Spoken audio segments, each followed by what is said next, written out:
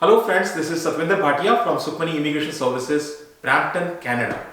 I'm a regulated and licensed Canadian immigration consultant. Today, I'll be sharing with you a very important news which has just came up. And before that, a small request. If you are new to the channel and have not subscribed yet, please consider subscribing. We talk a lot about Canadian immigration news, update, tips and tricks on this channel. If you like the video, please share it with your family and friends so that they can also benefit. And if you are an aspirant of coming to Canada or your file is going on for Canadian immigration, my friend, this is the channel you need to subscribe on to. Today, I'll be sharing something about my qualification part of the broker. What is going on? How is this getting related? So let me just first tell you a very important news. This news came in very recently that Canada is going to welcome around 900,000 international students. Big number. But the problem is students are being cheated. Yes, students are being cheated. And before I go on, what is the cheating going on?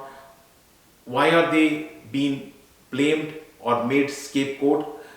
Let me just share with you a news which came in recently. So news, you definitely recognize him. Our Honorable, he was ex-immigration minister. Now our Honorable Housing Minister, Sean Fraser.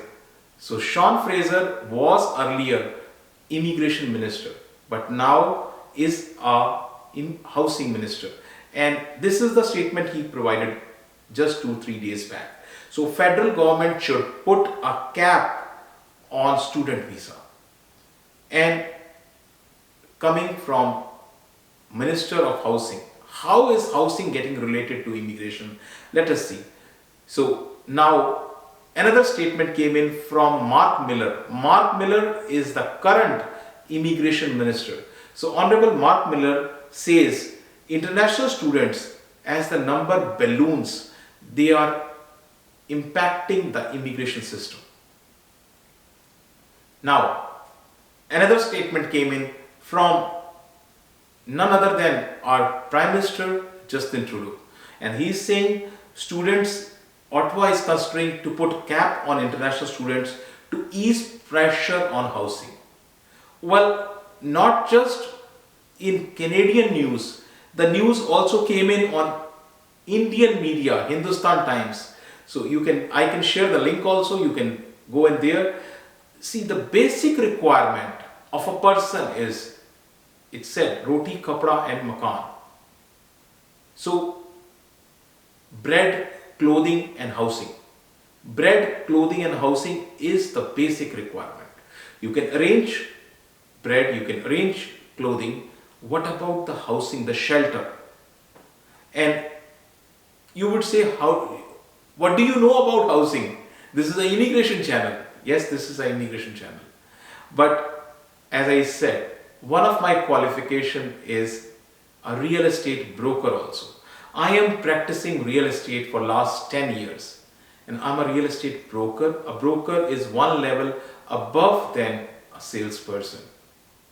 So I have the first-hand knowledge of a real estate. For last 10 years, I have been practicing this. And what is going on is students are made kind of scapegoat. Why do I say that?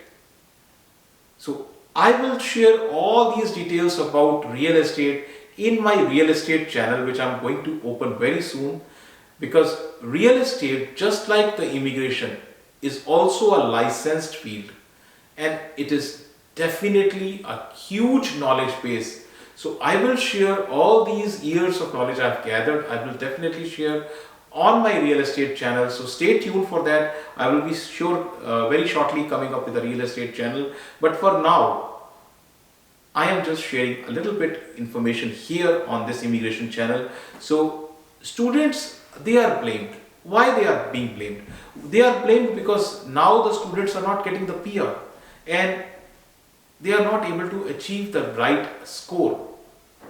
They are not getting PR because they are not able to get the score and they need to move to different provinces. So government is aware of it. And that's why they can see that it's not happening. So there is a lot of pressure which is building up, and they are made scapegoats. The students, are they really responsible for housing crisis? I really don't think so. Maybe partially, but not fully. Fully, students are not responsible for housing, because most of the students, they live in basements, they live together, they share the rooms, and sometimes they live in hostels. So they are not that much of a burden. The problem is, if you look from the problem side, there are housing solutions. First of all, the government needs to make more housing supply available. Material to build housing, and incentives. They need to provide more incentives for developers to develop, to create more housing. They need to support the home buyers, particularly first time home buyers. There are different policies they can introduce. Tax, cut down the taxes on the first time home buyers, provide more incentives, provide easy mortgages, and they can also go for social housing. Mortgage rates skyrocketing. They are skyrocketing. Control the mortgage rates and apply empty home taxes. There are so many things. I just can't cover all these things here. But there are so many things which they can do. They can do lots of things. These housing solutions are not in control of just federal. Housing policies are made by federal. They are made by province level also. They are made at city level also. All the three tiers of government needs to work together. They need to work together to develop a proper housing solution. Otherwise, the crisis can never be solved. It will remain all three levels, federal, provincial and city level. They need to work in proper way to get this done, to get this addressed. So coming back to the international student, now that government is thinking of putting a cap on international students, how will they put the cap on international students? First of all, refusals. Simple, right? So there will be more refusals for sure. They can increase the language testing scores. And of course, they can say, you know what, now we are not going to take 12 students. We are going to take graduate students. This can happen. Decrease the DLIs, the designated learning institutions. They can decrease the DLIs and decrease the courses which are offering PGWP. So you can come here, study, but you will not be offered PGWP. What is the fun, right? You are spending your parents' hard-earned money. So some people are even selling their land just to come as a student here. So if there is it is not resulting in PR, what is the point?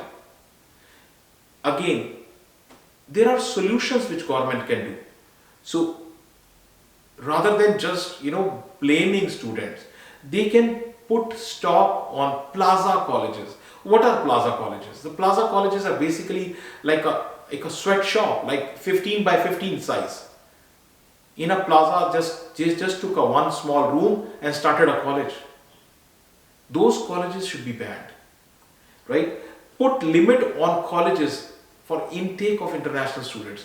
So international students, when they are coming to Canada, colleges, if they have 50 seats, they take 100 students.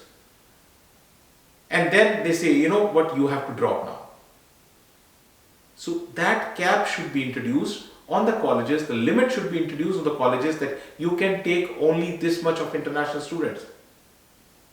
Keep their audit, keep checks on them, particularly on the colleges. Align courses with the market needs.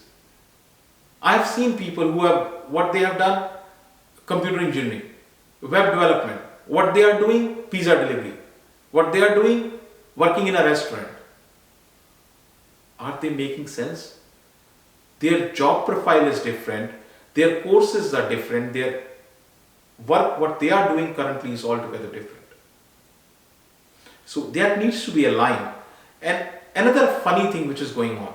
On one side, government is saying they want to control the ghost consultant. On another side, the colleges, the Canadian colleges, they are making agreement with those ghost consultants. Oh, you give us 50 students, you give us 100 students, you give us 200 students. How is this possible? How can a Canadian institution, a college or university can make agreements with these ghost consultants who have no degree, no diploma, nothing, they have no knowledge of the immigration process, they are just operating. So those should be banned.